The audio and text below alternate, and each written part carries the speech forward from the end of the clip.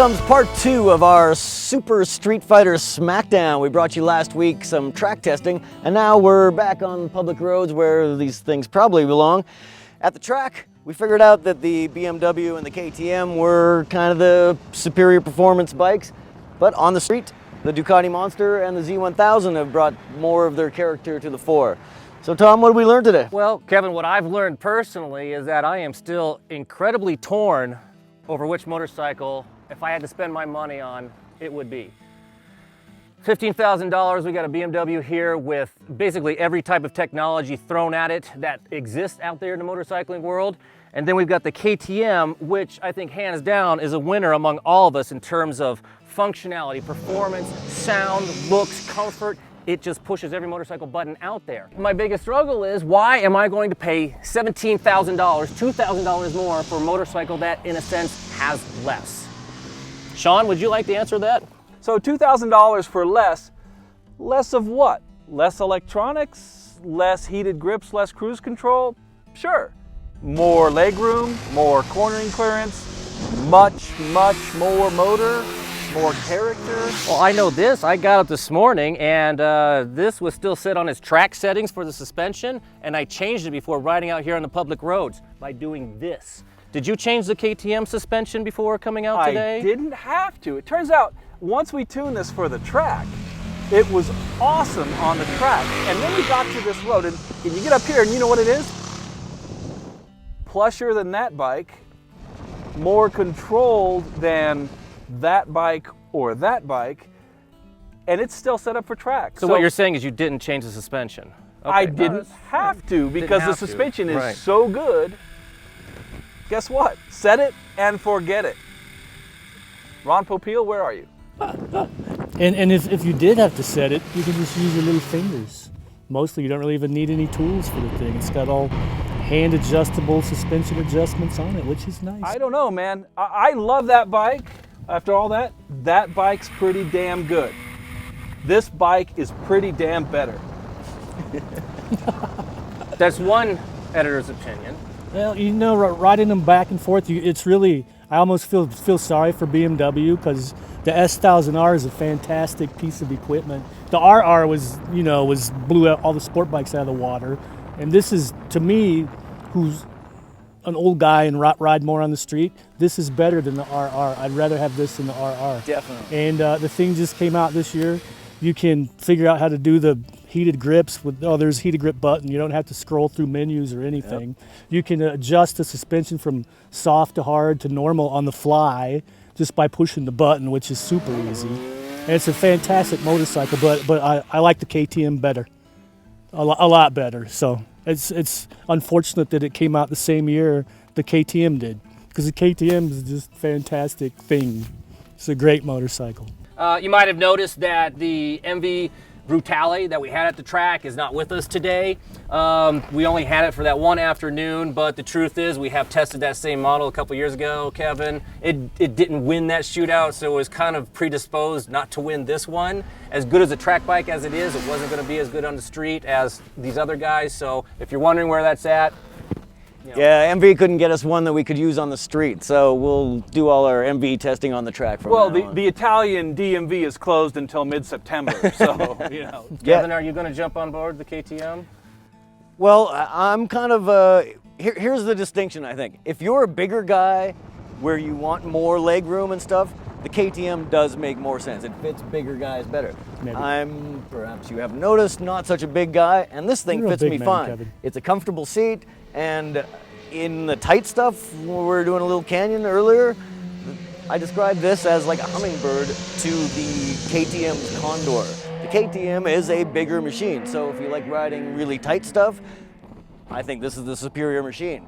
But if you're a bigger guy and you want to do commuting and sport touring and stuff, that has a lot more leg room than that. Okay, so we did have some ground clearance problems with both the Ducati and the Z1000 at the track. Out here on the street, I think those ground clearance problems have vanished. And what I have found between these two, the lesser scoring bikes at the track, is this Ducati makes one hell of a nice road bike. It is, in my opinion, one of the sexiest bikes here. It's got the best noise. You know, this V-twin and coming out of those, you know, those two cans just sounds magnificent, echoing off the canyon walls.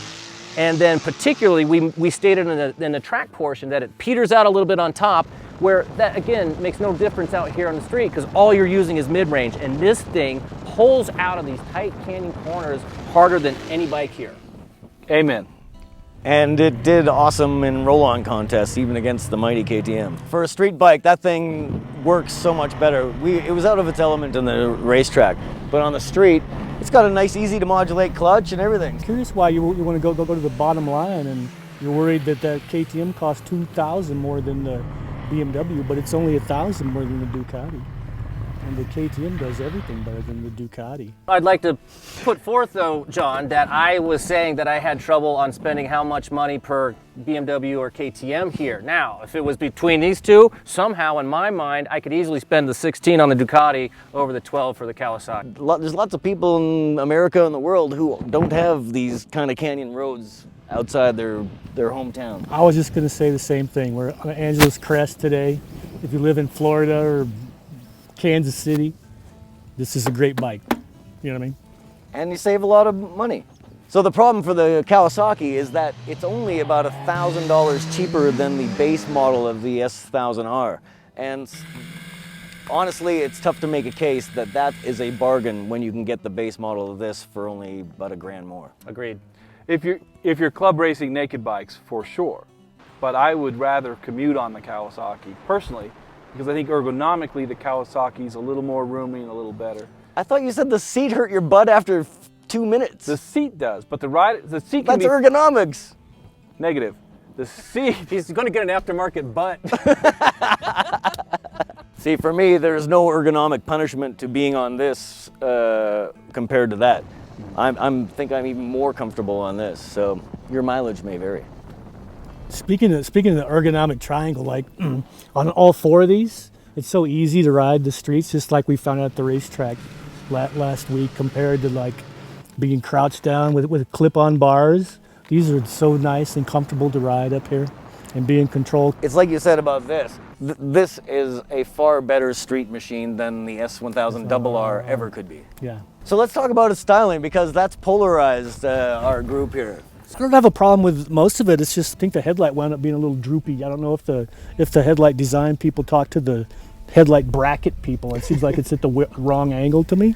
But that's about the only complaint I have about it. It's a pretty nice looking motorcycle. Aside from that. Yeah. Aside from that headlight nacelle, though, I think it's the best looking bike here. And I thought maybe I was just biased because I used to work for Kawasaki or whatever. And then I hear Evans in a separate conversation saying, I love the way the Kawasaki looks. He's off camera today because he was riding another test bike, doing a little research and also shooting some stills for us on this big shootout. But he was one of our testers on the track shootout, and he also confided that he prefers the styling of the Kawasaki over any other bike here. Maybe he can say something for it himself. Hi, Evans! You've been shooting us all day, and you've seen these bikes from every angle. Which is the prettiest or best looking bike in your eyes? I'm really fond of the Kawasaki, and maybe I'm the only one who also likes the headlight. I like it. Well, before we sign off here, I think, does everybody have a winner in their head? Because I still do not. I am still torn between these two bikes, and I'm going to have to go home and think about it. I'm not sure where you guys are. Yeah, I think what's clear is that these two bikes in the middle are the cream of this crop right here. What's going to be yet determined until we fill out our scorecards is which one actually ranks right at the top. So we're gonna have to add up the scorecard and come to that, but we definitely have some personal favorites, definitely. I think it's still going to come down to these two bikes, for sure, but still we got to, which one is the actual better bike. And I think it's important to note here that if these two are so close on the track, and if these two are so close in the points tables, and both of them have a good shot of maybe dethroning the Tuono, which is an incredible motorcycle, then instead of taking the winner and putting it against the Tuono, let's take first and second and put them against the Tuono. Maybe they'll both beat it. I think that's only fair. Yep, KTM, BMW, you're not getting your bikes back for a while. So if you're watching this on YouTube, make sure you navigate to Motorcycle.com. You'll find way more than we can give you in this video. So until we get the Tuono, we'll see you then.